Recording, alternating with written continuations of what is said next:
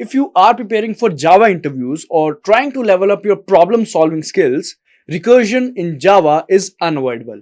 It is one of those topics that interviewers love throwing at you, not just to test your knowledge but to see how you think. Whether it's working with trees, solving puzzles, or breaking down complex problems, recursion shows up everywhere, which makes it a very important concept in Java. And yeah, it can be tricky, but once you get it, it feels like magic.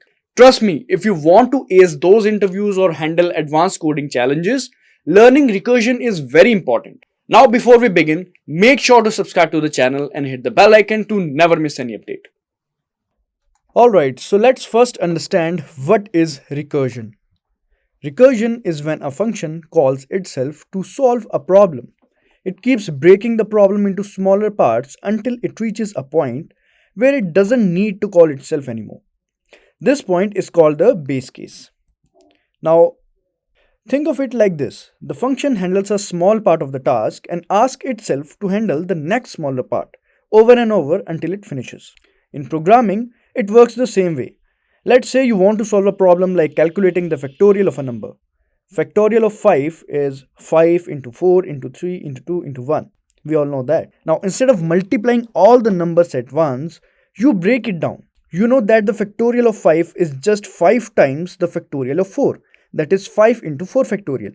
Add the factorial of 4 is just 4 times the factorial of 3. That is 4 into 3 factorial. Then this pattern continues until you reach the base case. The factorial of 1, which is just 1. Alright, so this is how we proceed with the factorial. For those who don't understand what is factorial. Alright, so the function calls itself with smaller version of the problem until it gets to the simplest case. Alright, so this was about recursion. I hope you guys understood it. If not, then we'll definitely cover in this lecture. So you'll get to know. Alright, now time to understand how it works basically. So how recursion works. Recursion is a way in programming where a function solves a problem by calling itself. It repeats this process until it reaches a point where it doesn't need to call itself anymore, known as the base case. So as you can see on the screen, first there is a function call and then there is a recursive call that is being implemented to that particular function. And we'll definitely cover this in the coming tutorial. We'll do some examples on it as well. Alright, now let's take a Fibonacci sequence as an example to make it more clearer. The Fibonacci sequence is a series of numbers where f0 equal to 0. This is the first base case if we'll consider f of 0. Then f of 1 is the second base case. After that, each number is the sum of the two numbers before it. That is, fn equals to fn minus 1 plus fn minus 2. Alright. If we use recursion to calculate Fibonacci numbers, the function will keep calling itself for fn minus 1 and fn minus 2 until it gets to either f of 0 or f of 1. These two base cases stop the recursion because their answers are already known. To understand its working, better consider a scenario. Imagine you need to find your car keys because you are running late for an important meeting. Now you remember that your keys are inside one of your drawers, but when you open the drawer, you find several smaller boxes stacked inside. Now inside each of these boxes might be more boxes and one of them contains the key. Now at this point, you have two options. You could open every box at once, which is overwhelming, or you could approach it step by step, systematically open one box at a time. Now this is where recursion comes in. To solve this problem, you decide that every time you open a box, you will check whether it contains another box or the key.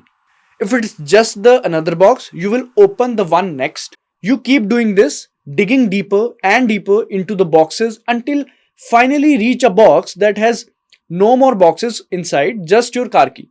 So this is your base case, the smallest, simplest problem. Once you find the key, you don't need to keep opening the boxes. Instead, you return the key, closing each box your way back out, just like how a recursive function would return its values. The key idea here is that recursion breaks down the big problem into smaller problems and each step takes you closer to the base case. Alright, so this is our compiler. So let's do a simple example of recursion so that you guys can understand. Here we'll be doing an example of factorial, and so that you can also understand, because factorial is a very basic example of it and one of the best example to understand recursion. So let's start with creating a function, public static int factorial. We have named this function as factorial. It's up to you whatever you want to name it. So yeah, I have named it factorial, and this particular function will be receiving a value n.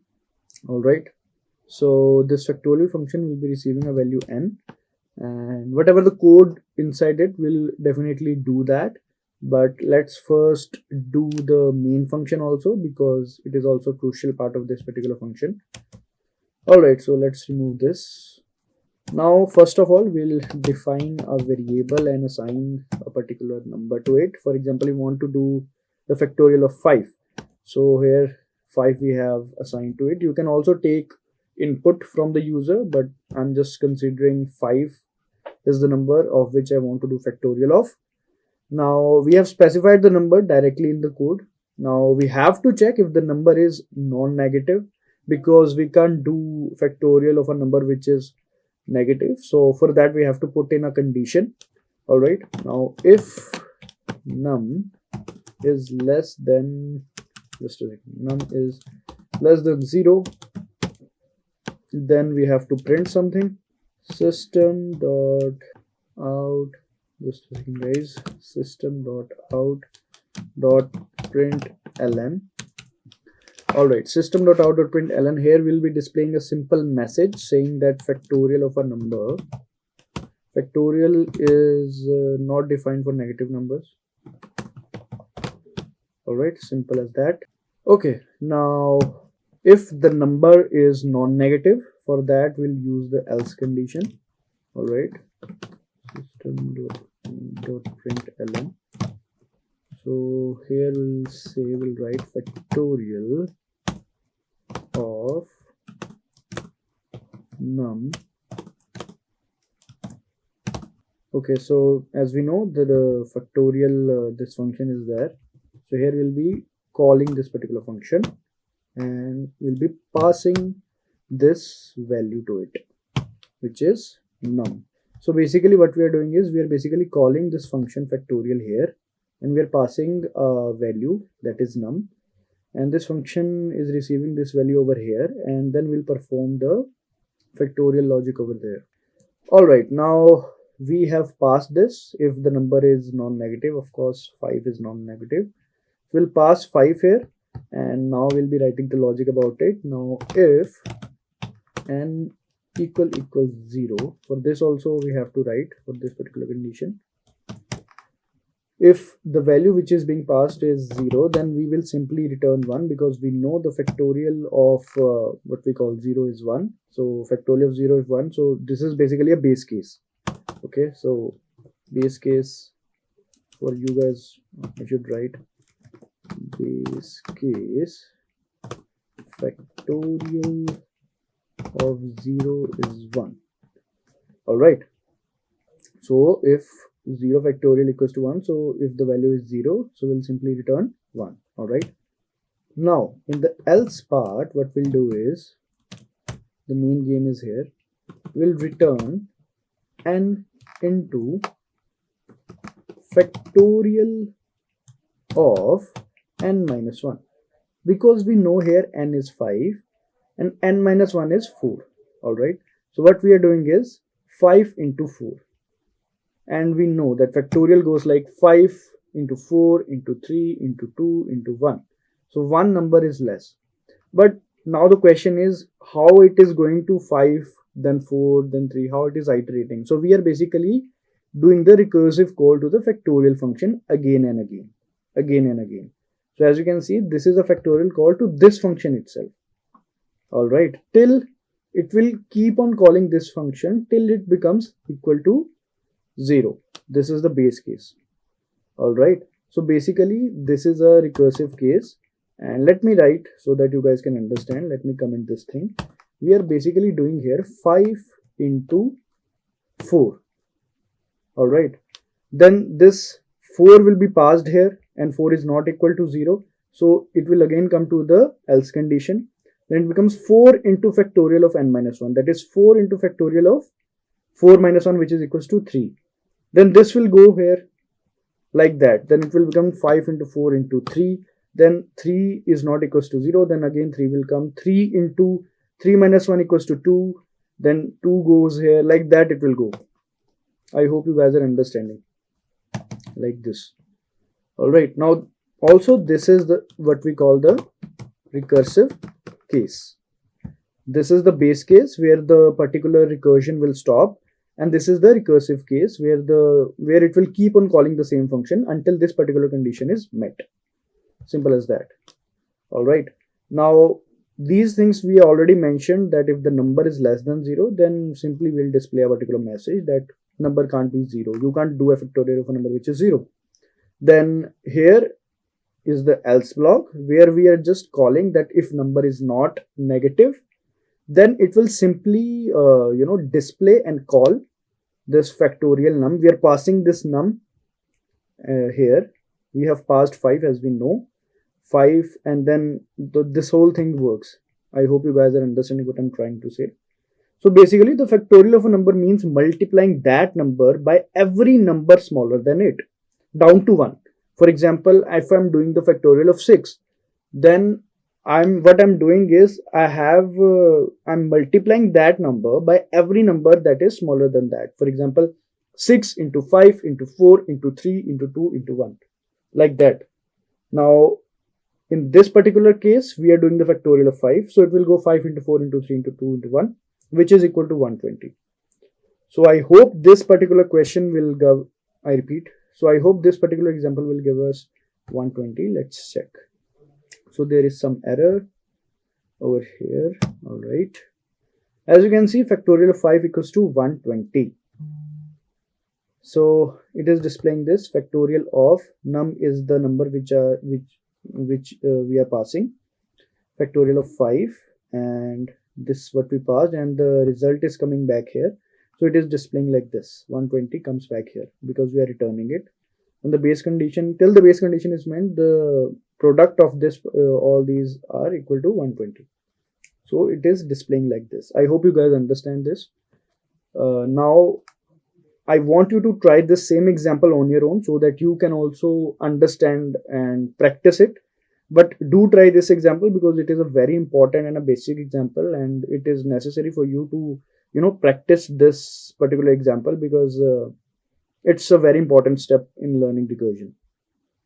Alright, now let's talk about the definition and characteristics of recursion in Java. So here are the key points about recursion in Java. First is self-referential. This means the method calls itself. So the method repeats the process again and again, but each time with a slightly smaller or simpler part of the problem. Second is base condition. This is super important. Every recursive method needs a point where it stops calling itself. This is called the base condition, and it prevents the method from running forever.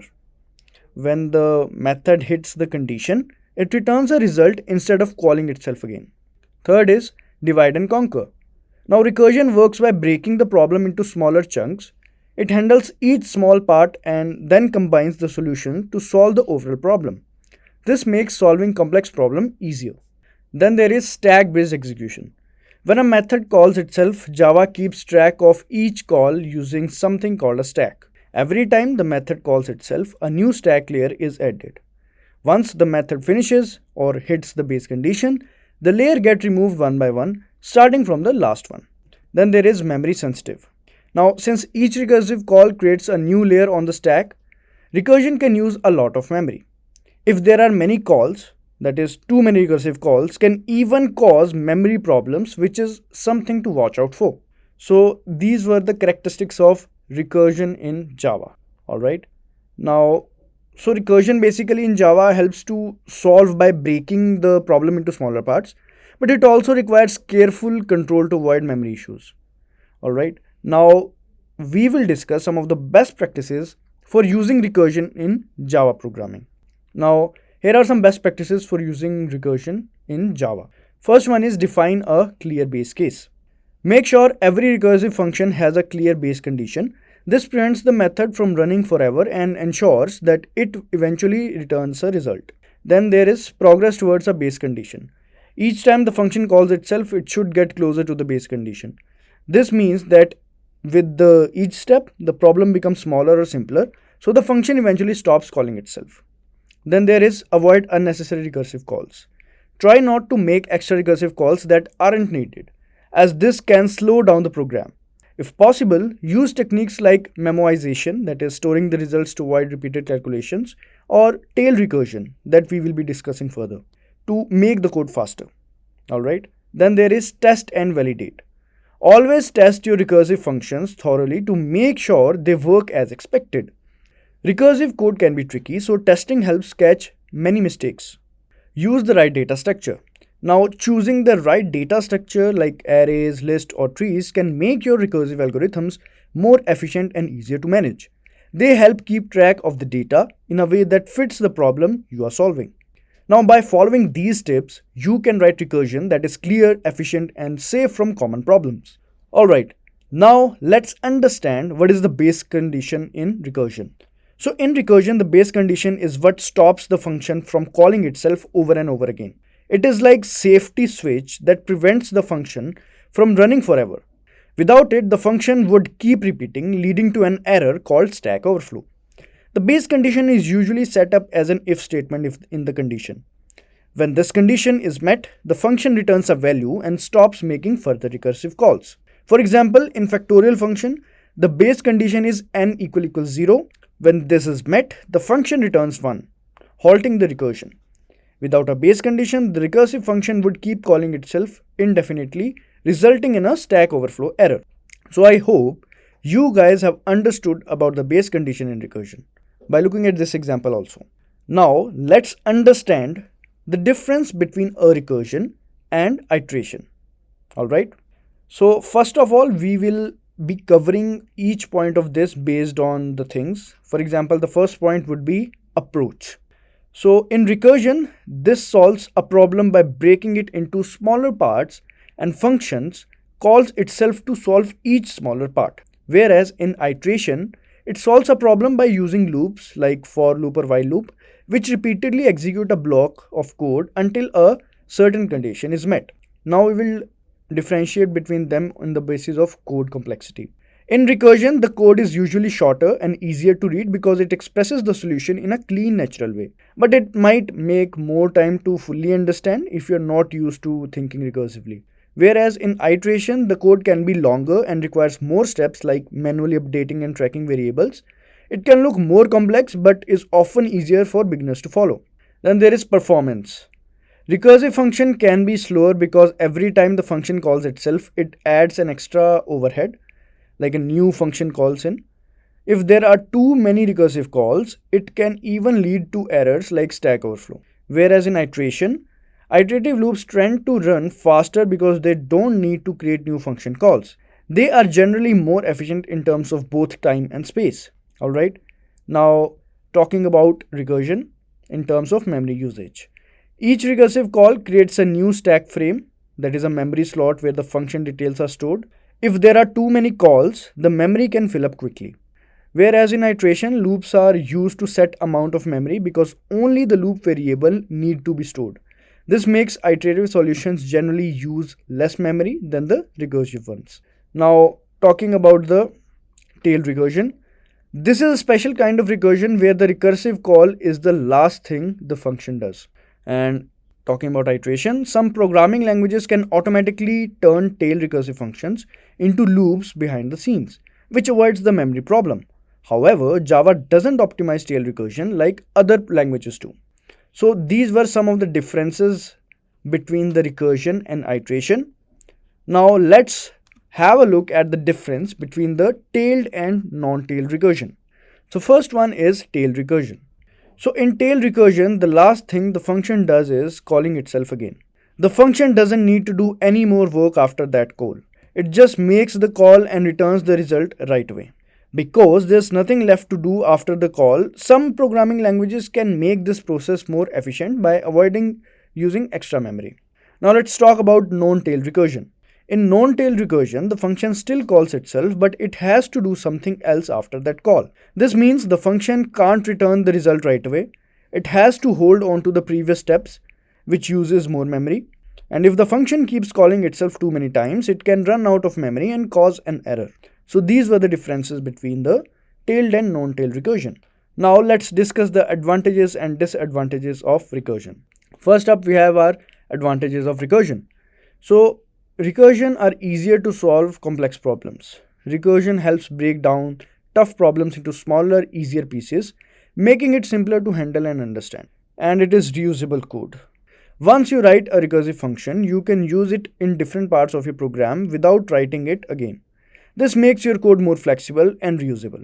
Then cleaner and shorter code. Recursive functions often look shorter and cleaner, which makes them easier to read, understand, and maintain in the long run. Cleaner and shorter code. Recursive functions often look shorter and cleaner, which makes them easier to read, understand, and maintain in the long run. Then works well for certain problems. Some problems naturally fit with recursion, like working with things that have repeating patterns, like trees or lists. Recursion makes solving these types of problems straightforward and efficient. So these were the advantages of recursion. Now moving on to the disadvantages. First is slower performance. Recursive functions can take more time and memory compared to using loops, that is the iteration. Each time a recursive call calls itself, it uses extra resources. Alright. Second is stack overflow errors. Now, if a recursive function keeps calling itself too many times, it can run out of memory, causing a stack overflow error. This happens when the program tries to store too many function calls in memory. Third point is hard to understand. For beginners, recursion can be tricky to learn and understand because it involves thinking about functions calling themselves. Fourth is less efficient. Recursive solutions often use memory and may take longer to run that using loop, which are usually more efficient. Alright, so these were the disadvantages of recursion. Now let's do a simple example of recursion so that you guys can understand. Alright, now let's do example in which we will basically do the sum of array elements. Alright, so in this particular example, we will be calculating the sum of all the elements in an array. So we have the list of numbers. Using recursion, we'll be adding all the numbers. Alright. So first of all, we'll start with we'll create first of all the main function itself. Then we'll be creating the function in which we'll be doing the logic thing. Alright. So public static void main. Now let's define array, and let's say this array has 1, 2, 3, 4, 5. Keep it like basic only so that you can understand. So basically this is an input. You can also scan it. You can take the input, but I'm just declaring it as of now. Int result, because we'll be storing the result in this particular variable. So I've declared a variable and I'm storing the function call in it, and then I'll simply display this. All right. So some function where we'll be passing some values. We'll keep it like this as of now. Now system.out.println. Now here, first of all, we'll write a message. Sum of the array elements is, and then result, in which we have stored the solution, the answer of it. All right. Now we'll create a function down. As you can see on the screen, we'll be creating a function now. So basically the name of the function would be anything we want, like it's up to us. Like we can name it sum also. So we'll make a recursive method to calculate the sum of array. So let's name it as sum only, public static and sum. Now this particular function will be receiving an array and a variable. All right. Now basically this particular variable is the size of it, the what we call the number of elements inside it. All right, and this is the array itself. All right. Now if the size is 0, that is if size is 0, then it means there are no elements inside the array, because size is equal to number of elements. If size is 0, that means there are no elements inside the array. In that particular case, we'll simply return 0. So it is the base case here, because base case, if the condition, this particular condition is met, that means there are no elements left in the array and the code will break and the answer will be displayed. All right. So obviously we have 1, 2, 3, 4, 5 elements over here and it is not 0. So basically this condition will not met in the first case, but yeah, when it will make the recursive calls, then after a certain period it will, this condition is met and will be less than equal to 0. So in that particular condition the answer will be displayed. All right, so this is the base case. So let me write again so that you can understand. This is the base case here. Now here will, in the else block, now in the else block what we'll do is we'll return another thing which is called array of n minus 1. I'll explain it to you guys, don't worry. Array comma n minus 1. Okay, so here what we are doing is this is basically the recursive call. So what we are doing is this is the number we have passed the size of the array. It is not less than equal to 0. Then less than that number, like let's say there are 5. So here array 4 plus sum of array 4. So again this is the part which is making the recursive call, and we are basically adding this particular element of the array. Now array of 4, this would be 0, 1, 2, 3, 4. All right, 0, 1, 2, 3, 4. 4, this is the 5 basically, because we are going index wise. So we'll start with 0, 1, 2, 3, 4. At index 4 we have 5. So what we are doing is 5 plus recursive call. In recursive call, we are passing the whole array and 5. Again, this will go, it will become 4. So in that particular case, at index 3 we have is 4, the element 4. So similarly, it will keep on iterating. For those who are not understanding right now, don't worry. Let me run this code and I'll explain to you guys again. So no need to worry. For as of now, you can understand this particular else has the recursive case, and this is basically the base case. All right. Now let's first of all, yeah, here we have to call this particular function also, because earlier we didn't. So what we passed here, we basically passed array and the size of array. All right. So simply the name of the array is array comma the array length, which is the size. Alright, so array length and array we have passed successfully. Now we are supposed to display the answer of this particular function. So let's do that first and then I'll explain to you. So sum of array elements is 15. That is 1 plus 2 3 plus 3 6 plus 4 10 plus 5 15, which is the correct answer. Now let me again explain this particular example to you guys. Here we are basically calculating the sum of all the elements of the array. Alright, using a concept called recursion. Now this array has 5 numbers. We will pass the array and its size. As you can see, we will pass the array and its size to the sum function. This is the sum function. We are basically calling the sum function and we're passing the array and its size. All right. Now the sum function is like asking you, like, what's the sum of the first n numbers in the array? Now base condition over here, it's stopping condition basically. It is if there are no more numbers left, that is if n is equal to 0, we return 0. This means we have added up everything. Alright. Now coming to the recursive step. Now it means if there are still numbers left, like if n is still greater than 0, we do two things. First, add the last number in the current part of the array, that is array n minus 1. And then we will call the sum function again, but this time for the first n minus 1 number, excluding the last one. This repeats until there are no numbers left, and then the results of all these smaller additions are combined. So basically 1 by 1, 5 plus 4 plus 3 plus 2, like 5 plus 4, then 9 plus 3, like that we are doing over here. All right. So I hope you guys understand this. If you're not, then please do try these examples on your own, because when you try, you get to know many things that theoretically you will not. So I want you to try both examples that I just did so that you can also understand. All right. So that's recursion. Powerful, challenging, and absolutely essential for every programmer. It is one of those concepts that might seem intimidating at first, but once you understand it, it opens the doors to solving wide range of problems. So in this video, we understood what is recursion in Java, how does recursion work, and definition and characteristics of recursion in Java, and the base condition in recursion.